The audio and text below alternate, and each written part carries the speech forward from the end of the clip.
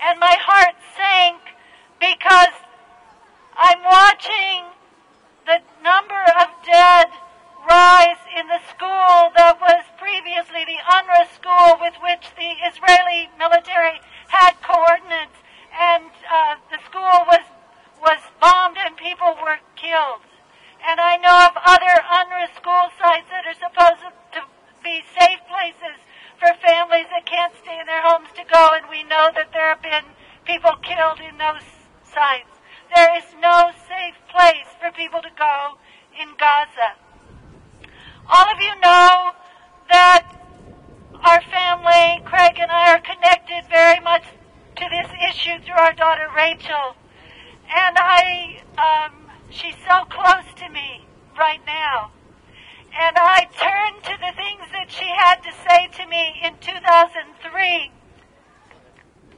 If she were here, she would be so horrified to think that things could have gotten to such a point that they could be so much worse than they were even when she was there. I need to share with you just a little of what she had to say. She wrote, "Just want to write to my mom and tell her that I'm witnessing this chronic, insidious genocide, and I'm really scared and questioning my fundamental belief in the goodness of human nature. This has to stop. I think it is a good idea for us all to drop everything and devote our lives to making this stop. I don't think it's an extremist thing to do anymore. I still really want to dance around to Pat Benatar and have boyfriends and make comics for my coworkers, but I also want this to stop. Disbelief and horror is what I feel. Disappointment.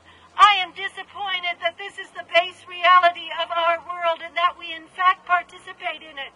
This is not at all what I asked for when I came into this world. This is not at all what the people here asked for when they came into this world. This is not what they are asking for now. This is not the world you and Dad wanted me to come into when you decided to have me. This is not what I meant when I was 2 and looked at Capitol Lake and said, this is the wide world and I'm coming to it. I did not mean that I was coming into a world where I could live a comfortable life and possibly with no effort at all exist in complete unawareness of my participation in genocide. More big explosions somewhere in the distance outside. Our message is getting through. Our message that this has to stop is getting through. The Senate passed a terrible AIPAC-sponsored resolution. At least our 2 senators did not co-sponsor it. In the House of Representatives yesterday, there were 5 no votes on the resolution and 22 present. Congressman Jim McDermott voted present. He did not vote for the resolution. And Congressman Baird was not present to vote. Others voiced their displeasure with feeling they had to vote for this resolution because the name of it was that Israel has the right to defend itself.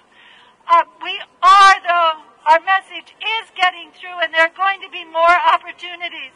As Nada so eloquently explained, in the UN, the Security Council passed a resolution calling for immediate ceasefire, and the United States abstained.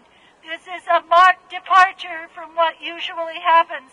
Our message, your message, is getting through, and I have to beg you to keep calling, keep writing. We can't stop. Rachel wrote, the international media and our government are not going to tell us that we are effective, important, justified in our work, courageous, intelligent, valuable. We have to do that for each other, and one way we can do that is by continuing our work visibly.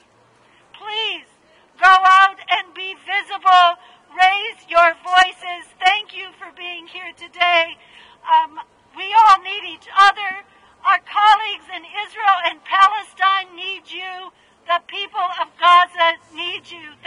so much.